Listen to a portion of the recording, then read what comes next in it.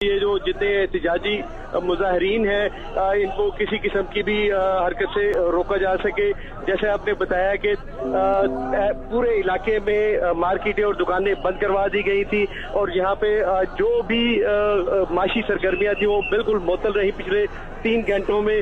اور اس کے علاوہ ٹریفک کے شدید مسائل تھے، حتیٰ کہ جو معصوم بچے بالکل دوسری اور تیسری کلاس کی چھوٹی چھوٹی بچیاں ان کو بھی اندر جانے سے، کیونکہ یہ 1 کلومیٹر کے ریڈیس میں پرائم منسٹر کی سیکیورٹی کو رکھا گیا تھا، چھوٹے معصوم بچوں کو بھی اندر جانے کی اجازت نہیں دی گئی.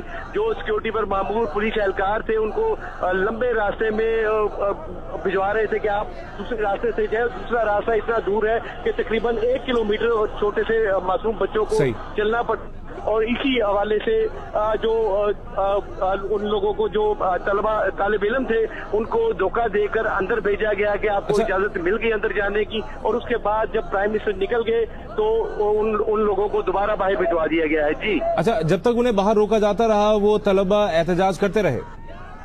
بالکل جی، اس وقت بھی گو نواز گو کے نعرے لگا رہے ہیں طالب علم، اور ان کا یہی کہنا تھا کہ ہمارے ساتھ انہوں نے دھوکہ کیا. اس وقت بھی آپ میرے پیچھے یہ آواز سن سکتے ہوں گے، شدید نعرے بازی یہاں پہ چل رہی ہے.